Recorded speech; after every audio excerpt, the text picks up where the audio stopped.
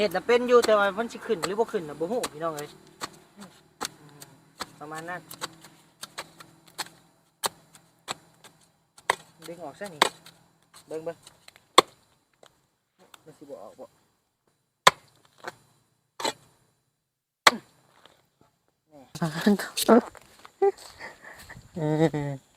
เฮ็ดหยังกันน่ะเหยียดหลังโอ้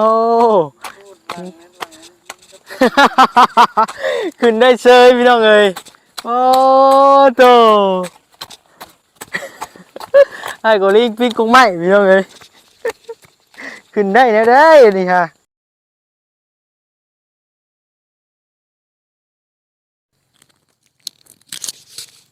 เฮ็ดคือสังเด้นะพี่น้องเอ้ยตกปูลงนะฮะคักพี่น้องเอ้ยเราเสียมาคุดน้ำล่ะ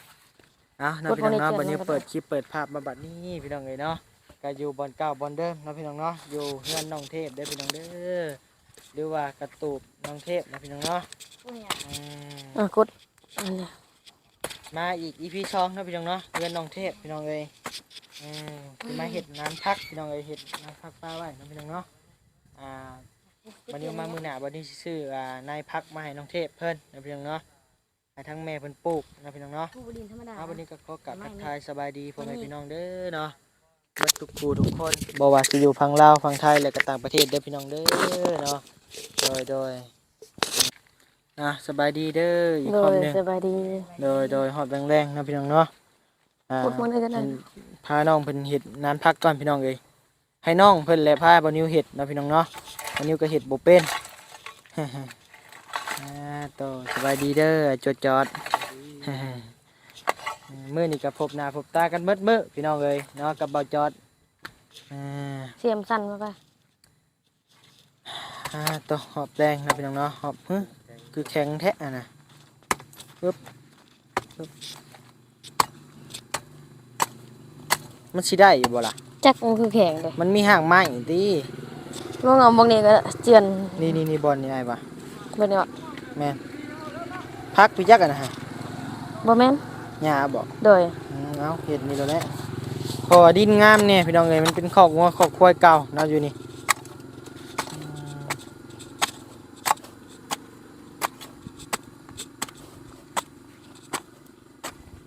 เห็ดนานใหญ่ๆเนี่ยก็ได้เดี๋ยวให้ซื้อมาโดยนานหนึ่งปลูกหลายๆอย่างเนี่ยเนาะพอได้อยู่ได้กินพอบ่ได้ซื้อหมูฮะแหละพี่น้องเอ้ย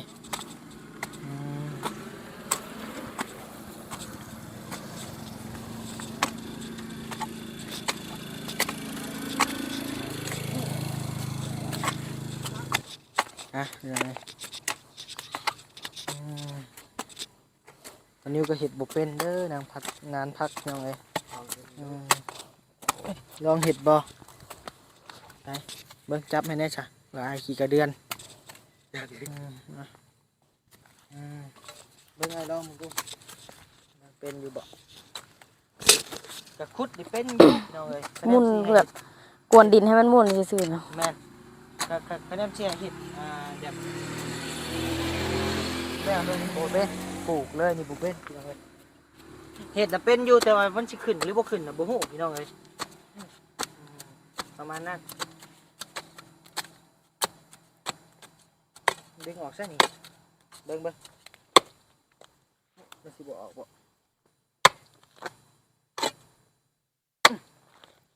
นี่เป็นเจ๋งเจ้าใช่ปะ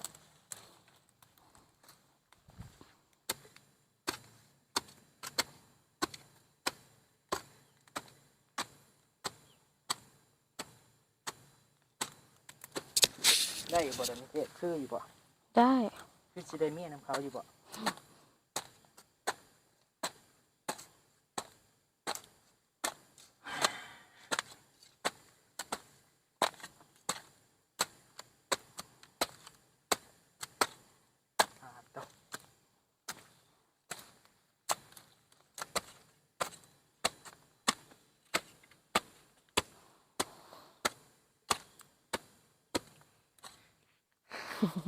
เจ็บแอว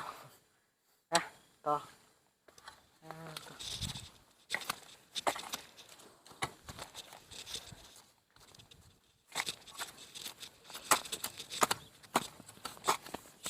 ดินงามอยู่พี่น้องเอ้ย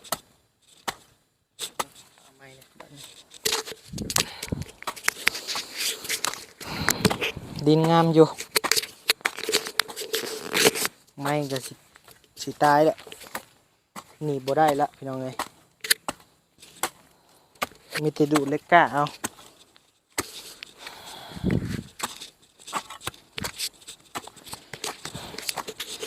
เห็นเนื้อเดียวหันใจหอมๆแล้วโอ้ยตายแล้วอ่อนกระเดียกกระเดาะ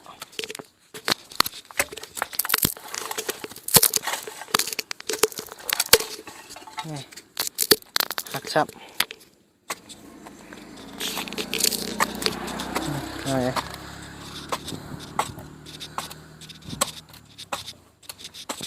พอแล้วเบิ่งนี่บ่ออกมาลายก็ได้เห็ดยามมันนี่เปลี่ยนกันเห็ดกับน้องเทพก็ได้มันบ่ได้ดอกอะนะรอเบิ่งรอชมไปนำกันนะพี่น้องเนาะสิเกิดหรือสิล่วงนานพักเฮาลองเห็ดเบิ่งคะแนนรอดก็ได้กินบ่รอดก็บ่ได้กินพี่น้องเอ้ยน่าจะเป็นอยู่ตี้เทพเจ้าก็ได้ ได้อยู่พอได้อยู่ ทั้งแม่ก็ได้เป็นอยู่ดอกอยู่ไห้อยู่หน้าตะกี้เนาะปลูกพักปลูกเป็นกันหมดเท่านี้แหละพี่น้องเอ้ย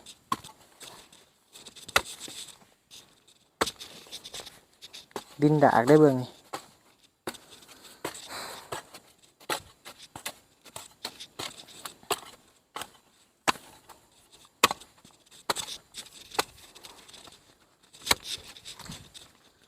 ปลูกมะเพชรบัดนี้ปลูกผักแล้วปลูกเพชรอ้อมบัดนี้ได้หลายกกเติบอยู่เนาะดีบ่ดีได้ขายผู้พิจัก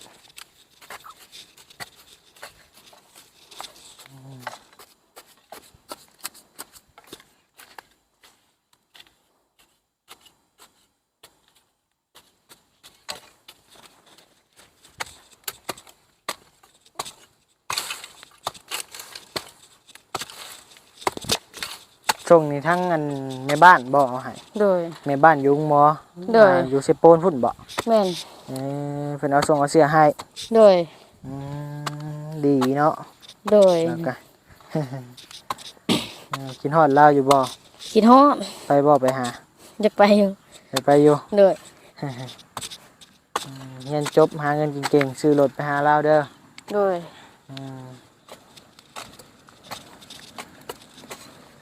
คิดฮอดอยู่บ่หมอแพร คิดฮอดอยู่ คิดฮอดอยู่ โดย มีหมอแพรมีหมอหยังอีกก็ มอทิศบ่ ถามเจ้าแหละอ้ายบ่ได้ฮู้แหละ จำบ่ค่อยได้ปานใดละ จำบ่ค่อยได้ โดยอาทิตย์ละ อืมมีหมอแพรคนตุ้ยๆหั่นเนาะ โดย แล้วหมอหยังก็จะว่าหมอทิพย์ อ้ายทิศค่ะ ฮะ อ้ายทิศบ่ อ้ายบ่ ชื่อเราโดย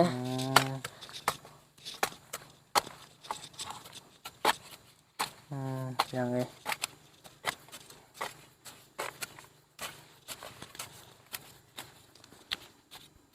ปวนเป็นพงเลยบ่เนาะ บ่เป็นพงกันได้ก็ได้ บ่ปานใดก็ได้บ่ โดย ฝนตกมาเสียน่ะเองมันเนาะ โดย ว่าแนวใด ฝนตกมาแล้วมันก็เปื่อยอ่อนเองนั่นแหละ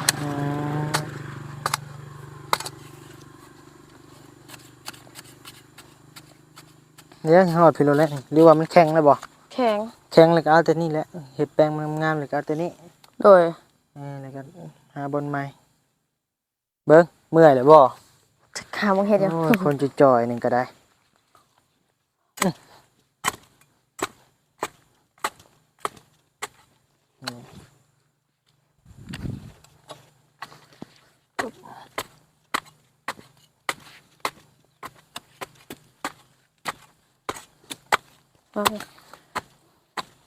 นานพักบ่งามบ่เกิดได้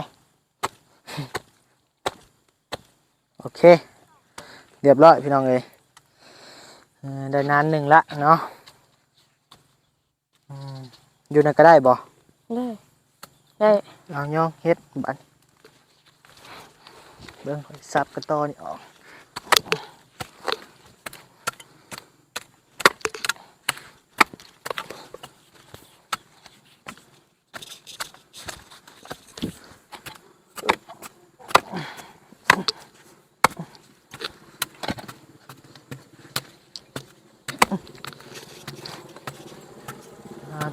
บิ่งเด้อหัวเด้อ เด้อ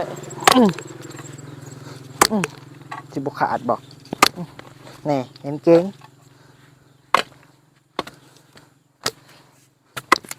เรียบร้อยพี่น้องเอ้ย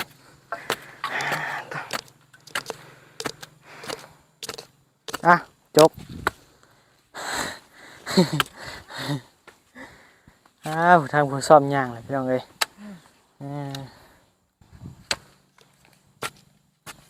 พอน้องเทพซ่อมย่างเห็ดมันคนละอันกันก็ได้เนาะ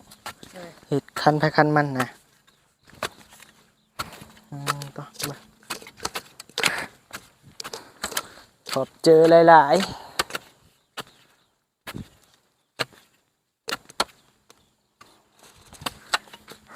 ตัว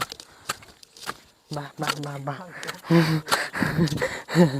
น้องไทยซับหัวอีกแล้วพี่น้องเอ้ย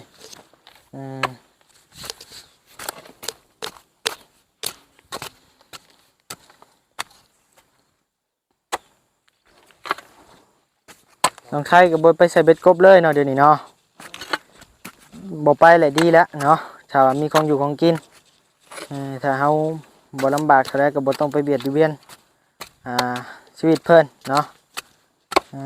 ถ้าเฮามีพออยู่พอกินแล้วก็บ่ต้องไปหาดอกคะแนนมันจำเป็นอะไรแหละไปหาอยู่หากินเนาะ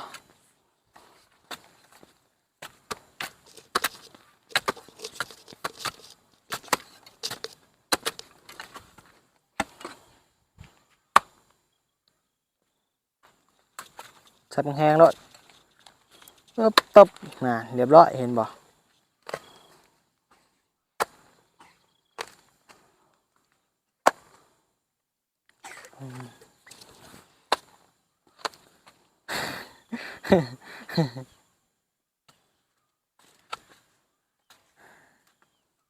แต่เห็นผู้สาวกับลุ่มพี่น้องเอ้ยน้องเทพสุดแต่นี่พี่น้องเอ้ย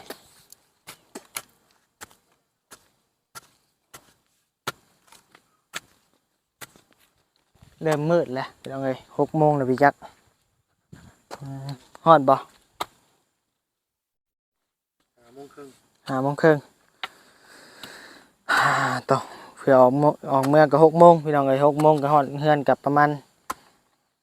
30 นาทีประมาณ30 นาทีนี่แหละพี่น้องเอ้ยเนาะกับบ่ไกลแห้งพอไปพอมาอยู่เฮือนน้องเทพเนาะพี่น้องเนาะค่อยไปค่อยมาบ่นิ้วก็ได้คือเห็นแหละพี่น้องเอ้ยย่างที่รถกา เมื่อวานนี้เมื่อวานนี้พี่น้องเอ้ยเนาะบืนในทางเขาเฮือนน้องเทพนะเฮือนประตูน้องเทพนะขาดจีกพี่น้องเอ้ยคอยไปบนนี้ก็ได้มันยังมันแตกพี่น้องเอ้ยถ้ามันแตกเลยเจ็บหนักอยู่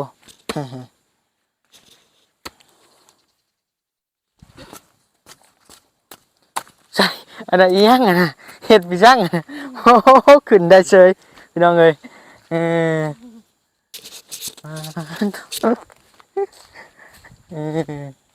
เห็ดหยังอ่ะนะโอ้ขึ้นได้เฉยพี่น้องเอ้ยโอ้โตไอ้กูลิงปิ้งกุ้งไม้พี่น้องเอ้ยขึ้นได้แล้วได้นี่ค่ะโอ้เจ้าเกินเลเวลลีนี่นะ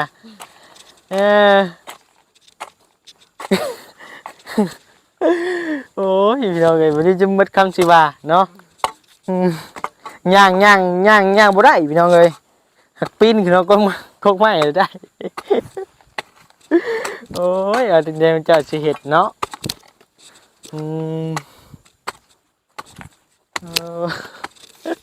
ยอมแล้วพี่น้องเอ้ย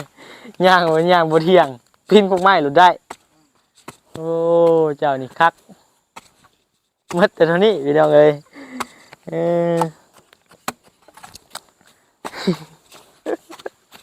โอ้ยเอาปล่อยละพี่น้องเอ้ยให้เราอยู่เทิงนั่นแหละอย่าเด้อขึ้นไปลงบุเป็นเด้อกิ่งลงบึบอยู่ไปเอาน้ำได้โอ้ยพี่น้องเอ้ยหาตีนแนวให้กันแท้พ พดดอกเนาะพอเจ้าน้องเทพนี่ ย่างเลยย่างบ่ได้ปีนกงไม้ขึ้นเทิงบ่รถได้โอ้ชุดแยก ไว้บ่จอด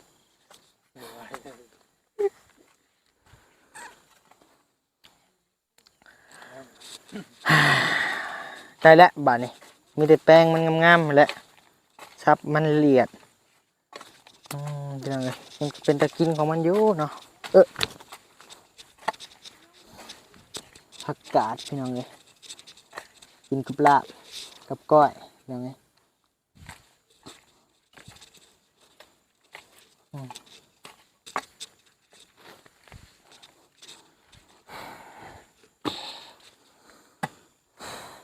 แล้วบอกบัน โอ้ย มาตัวนี้ ตัวนี้สิปลูกพักยังตัวนี้ ผักหอม ผักหอม หอม ตัวนี้เด้ ต้นละกะจักผัก จากพักยัง โดยเดา เจ้าอยากกินพักยังเลยจะสิปลูกนะ ปลูกมะเขือก็ได้ มะเขือ โดย มะเขือการปลูกเป็นคุมตี้มะเขือมันจังเนาะมันจะเป็นกกอันนี้ต้องปลูกแบบพักบัวบ่พัก โดยผักบัว หอมผักกาดผักหยังไปผักบ้งก็ได้ผักบ้งก็แซ่บโยขัวกิน ผัดเนาะ ปลูกง่ายเพราะผักบ้งนี่ ปลูกผักบงกับผักบัวเนาะสองตัวนี้ อืมเดี๋ยวซื้อมาให้ผักบ้งกับผักบัว โดย โอ้ผักบัวนี่มันเอาหัวได้เนาะผักหอมนายบ่เอาเดี๋ยวเบิ่งก่อนพี่น้องเอ้ยเนาะสิเอาตัวใดฝากพ่อแม่พี่น้องติดตามชมไปนำกันเนาะพี่น้องเนาะสิได้แนวใดสิเป็นแนวใดสิไปแนวใดพี่น้องเอ้ยสิได้กินหรือบ่น้องเทพอันปลูกนี่เนาะน่าจะก็มีผักคะแนงคะแยงอยู่บ่ฮาม มี โอ้พอดีเลย โดย แม่อ้ายสั่งมาว่าอยากได้ผักคะแยงว่ะเมื่อต้มใส่กับแกงปลาแล้วว่ะพอดีแหละบัดนี้สิไปหาเอาแถวนี้แหละพี่น้องเอ้ยเมื่อให้แม่เนาะ เดี๋ยวนี้มันบ่อยังมีปานใดต้องให้ทั้งหลุม ใกล้บ่ นั่นในหว่างกกนั่นน่ะ เดี๋ยวอาจไปเอา โดย เออ ว่าแต่เก่ามันเป็นไฮตะกร้ามันก็เลยมีหลาย เอาเนาะพี่น้องเนาะคลิปนี้ก็มาเฮ็ดนานพักเนาะพี่น้องเนาะมื้ออื่นบัดนี้มาวันนี้สิซื้อนายพักมาให้น้องเพิ่นปลูกเนาะพี่น้องเนาะให้น้องเพิ่นให้แม่เพิ่นนั่นแหละปลูกพี่น้องเอ้ยโดยเอาคลิปนี้ก็บ่มีหยังหลายเด้อพี่น้องเด้อเนาะบัดนี้มานี่แหละมาเยี่ยมมายามมาเฮ็ดนานพักซอยเพิ่นจักซอยบ่ซอยพี่น้องเอ้ย น้องเพิ่นเฮ็ดคนเดียวพี่น้องเอ้ยเอาคลิปนี้วันนี้ก็สิลำลาพาจากเลยเด้อพี่น้องเด้อเนาะวันนี้ก็บ่มีคำว่าหยังหลายนอกจากคำว่าสบายดีโดย สวัสดี บ๊ายบายแล้วพี่น้องเนาะวันนี้ว่าสิจบคลิปแล้วทีนี้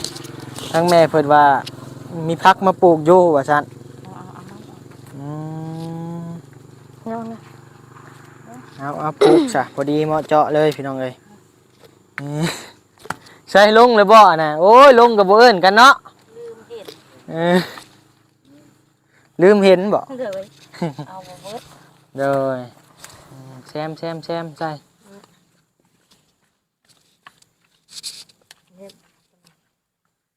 ดี ได้แล้วนะ ๆแน่นๆแล้วฝนตกมามันสิ นั่นแหละฝนตกมาเปลี่ยนไปหมดขับบนเนี่ยซับใส่ซับไปซับมาแล้วนานมันน้อยดิถ้าสิเฮ็ดใหญ่เฮ็ดหลวงมันก็เป็นดินเขาพี่น้องเอ้ยดินพี่น้องเนาะ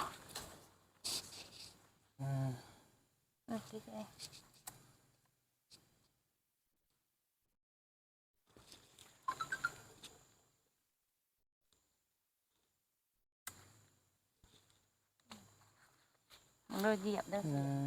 เรียบร้อยตีนะพี่น้องเอ้ย